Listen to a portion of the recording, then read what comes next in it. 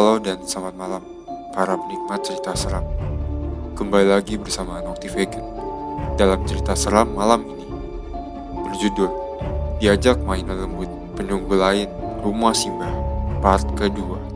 Pada episode sebelumnya, ternyata semuanya hanya mimpi Mira saja. Mira masih dalam perjalanan menuju rumah simbahnya, dan berikut adalah kelanjutan dari ceritanya.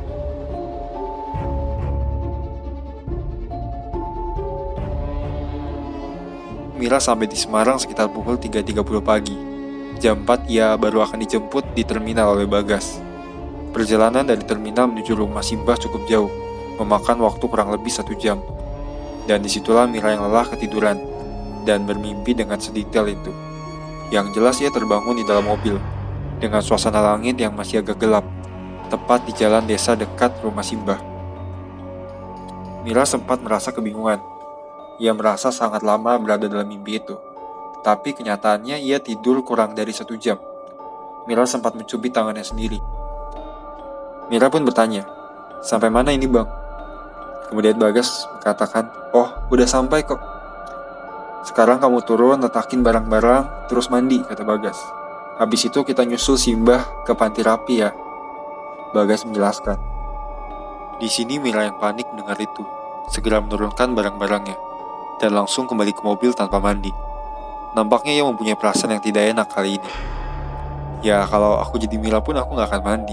Apalagi di mimpi tadi ada kejadian yang gak enak saat di kamar mandi. "Ayo mas, gas," kata Mira. "Ayo kita berangkat ke panti rapi, segera." Bagas pun menjawab, "Santai Mir, Simbah itu sudah sering kayak gini.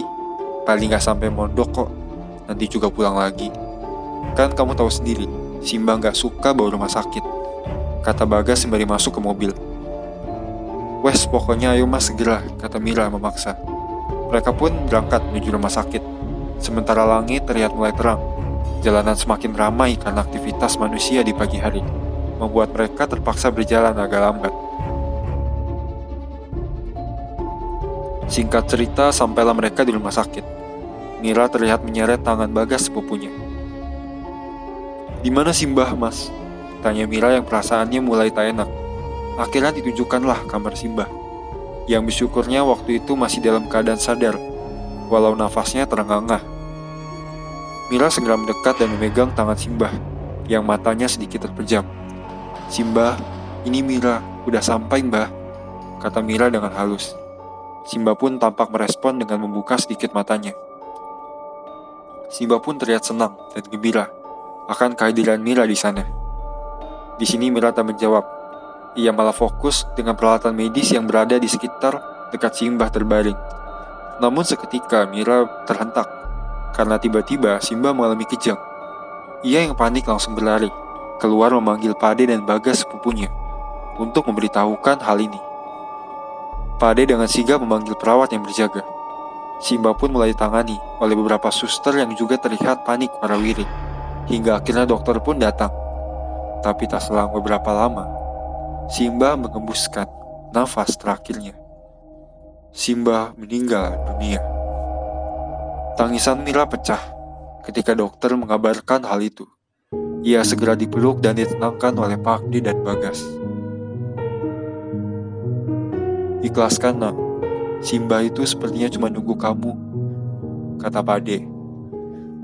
"Makanya kemarin Pade nyuruh kamu buru-buru ke Semarang," kata Pade lagi kepada Mira. Singkat waktu, jenazah Simbah pun dibawa pulang menuju rumahnya menggunakan ambulans dengan Mira dan Bagas yang ikut di dalamnya. Sementara Pade pulang lebih awal untuk berkabar dan mempersiapkan tempat dengan bawa mobil yang tadi dipakai oleh Bagas.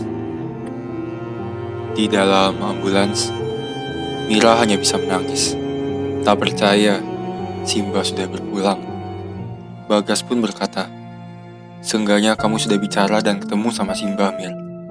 Memang, dari kemarin Simbah itu nanyain kamu terus," kata Bagas di ambulans. Sampai akhirnya mereka sampai di rumah Simbah, yang sudah ramai dengan para warga yang tengah memasang tenda. Mira dan Bagas pun turun, disambut oleh Bude. Bude ini merupakan ibunya Bagas. Bude berkata, menenangkan Mira, "Sing sabar ya nak. Bapak dan ibumu sudah dikabari dan akan sampai di sini besok. Singkat cerita, prosesi pemakaman pun sudah dilaksanakan. Tibalah malam hari, setelah acara tahlil. Terlihat kini Mira tengah berjalan, melewati meja makan. Entah kenapa, ia membuka tudung saji. Dan kini Mira tampak keheranan melihat sayur asem dan bandeng presto, yang sepertinya ini masakan kemarin. Seketika ia teringat akan mimpi itu yang rasanya begitu nyata dan begitu lama untuk sebuah mimpi yang hanya di mana dia tertidur kurang dari 1 jam. Apakah itu mimpi perpisahan dari Simbah? Batin Mira seraya berjalan menuju perkarangan belakang rumah dan duduk di sana. Ia tampak melamun, tak peduli dengan riuh ramai para saudara dan kerabatnya yang tengah berada di ruangan depan. Waktu itu mungkin sekira jam 10 malam. Mira mengambil resep masakan di bawah meja dan mulai melihatnya dari lembar per lembar. Simbah ini memang gemar masak ya, batinnya seraya menghela napas panjang. Setelah menyadari beliau sudah tiada, namun beberapa saat kemudian, dirinya teralihkan oleh suara gurau anak kecil. Sumbernya berada di antara tanaman-tanaman bunga di depannya. Sebentar ia melihat ke arah suara itu dan menganggap itu adalah salah satu anak dari kerabatnya. Mira pun kembali membuka majalah itu lagi, sampai akhirnya ada suara yang memanggil dari arah yang sama. "Mbak Mira, Mbak Mira." 2 kali ia dipanggil. Itu suara wanita, dan Mira merasa tidak asing dengan suara itu. Akan tetapi ia tidak mengenalnya. Mira mendekat dan melihat ke arah suara itu berasal. Ia tak melihat siapa-siapa selain kegelapan karena memang pekarangan bunga itu tak dilengkapi dengan penerangan. "Siapa ya?" kata Mira kembali. Dan tiba-tiba terdengar suara, "Mbak Mira." Betapa kagetnya, suara itu kini berpindah di sampingnya. Ia yang secara spontan menengok seketika tercengang ketika ia melihat Simbah yang sudah duduk di sebuah kursi yang berada di sampingnya itu. Tak hanya itu, karena di samping kanan dan kiri Simbah juga berdiri 2 sosok, yaitu satu anak laki-laki kecil dan seorang wanita yang kira-kira hampir seumuran dengannya. Pandangan Mira masih tertuju hingga akhirnya terdengar lagi suara, "Mbak Mira," yang ternyata keluar dari salah satu sosok, yaitu wanita yang berada di samping Simbahnya yang duduk tersenyum. Kaki Mira semakin lemas dan memaksanya untuk ikut duduk di kursi yang tadi sempat menjadi tempat ia duduk. Perasaannya benar-benar tak tergambarkan. Ia mulai memejamkan mata dan memalingkan pandangannya. Dan di sini, sosok Simbah pun seperti mendekat. Terdengar dengan jelas di telinga Mira suara dari kelangitan kursi yang bergeser. Tubuh Mira gemetar, namun ia tak kuasa untuk bergerak ataupun berteriak. Dan tiba-tiba muncul suara yang membisikinya, yang Mira yakini adalah suara dari Simbah yang sudah meninggal pagi tadi.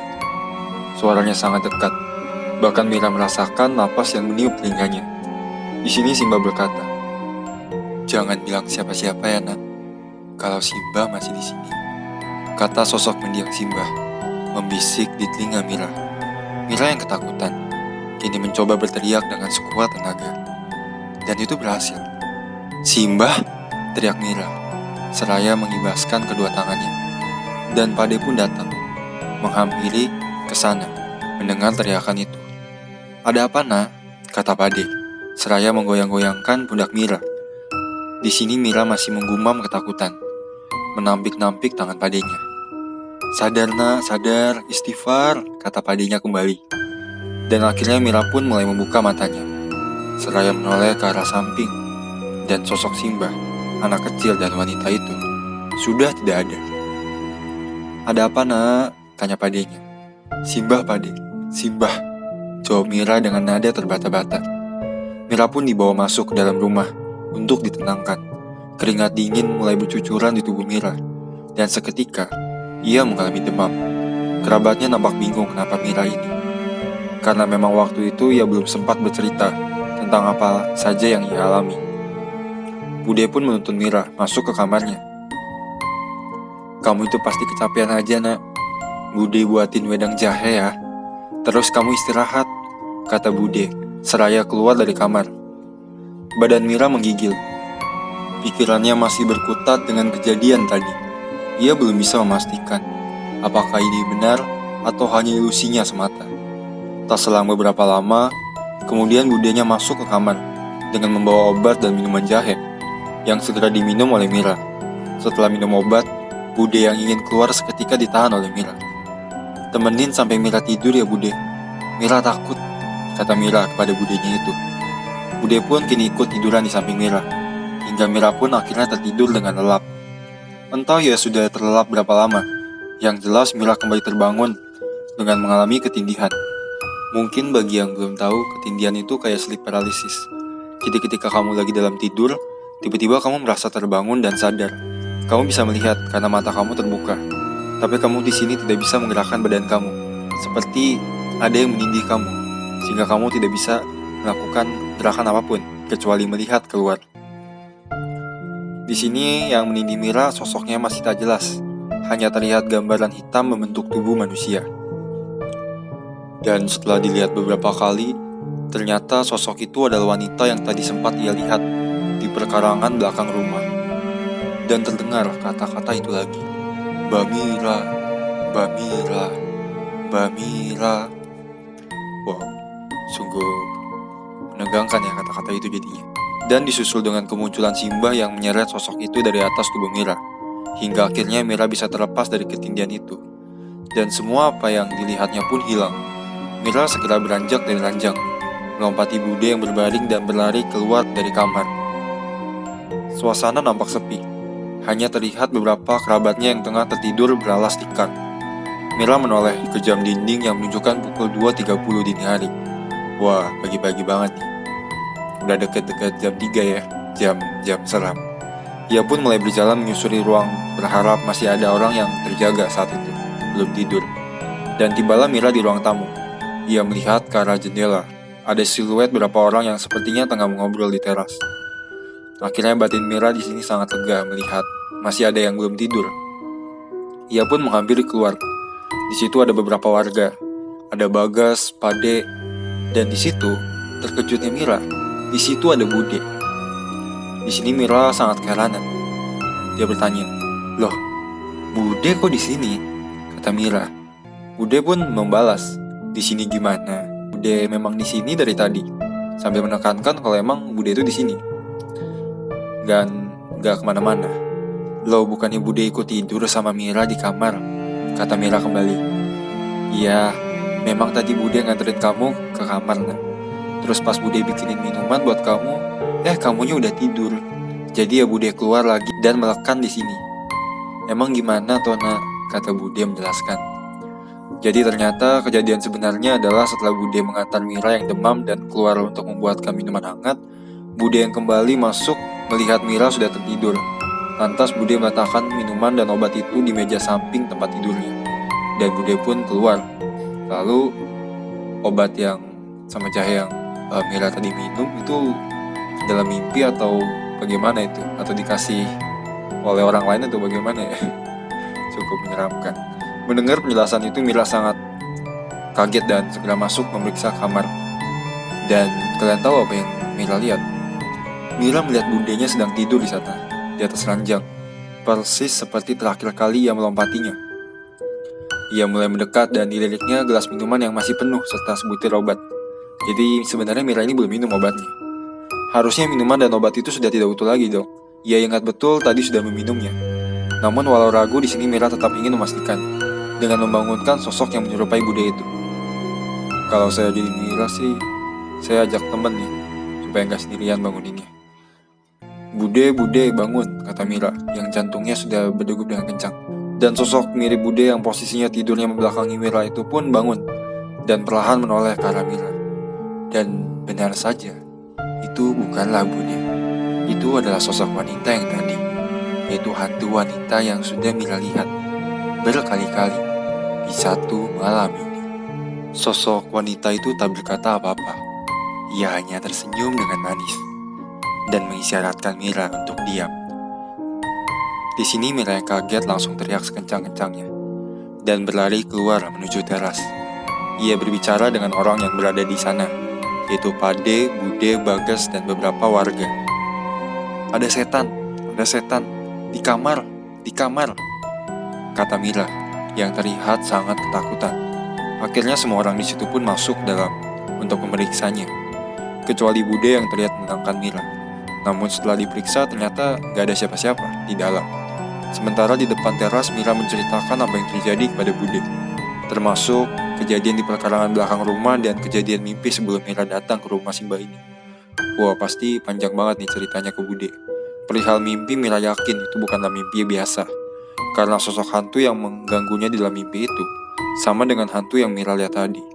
Tak selang beberapa lama, Pade, Bagas, dan beberapa warga pun keluar, disusul dengan para saudara-saudara Mira, yang hampir semuanya terbangun karena kehebohan ini.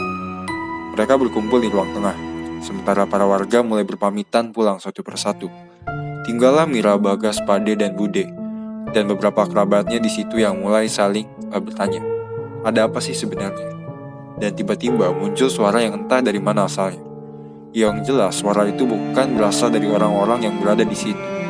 Suara yang diawali dengan getaran dan disusul dengan kata, Sudah, tidur. Mereka yang tadinya sempat riuh seketika semua terdiam dan saling pandang, seakan saling bicara. Gimana? Kalian denger juga nggak? Dan tak selang berapa lama muncul lagi suara itu, yang kurang lebih mengatakan hal yang sama. Dan kepanikan pun terjadi. Ada yang teriak dan ada pula yang nangis. Semua orang yang terjaga malam itu mendengar dengan jelas suara laki-laki yang berat dan dalam, menyuruh mereka semua untuk tidur. Kejadian ini pun membuat seisi rumah terjaga hingga matahari terbit. Singkat cerita, paginya Mira kembali demam. Ia jelas syok dengan berbagai kejadian-kejadian ini. Tapi tak begitu dengan Pade dan saudara-saudara Mira lainnya yang kebanyakan sudah tahu akan kejahilan penunggu rumah Simba. Mungkin mereka udah terbiasa. Hanya saja semalam mereka menganggap kejadian itu adalah kejadian yang paling ekstrim. Singkat waktu sekitar pukul 11 siang, ayah dan ibu Mira pun datang kembali di rumah Simba.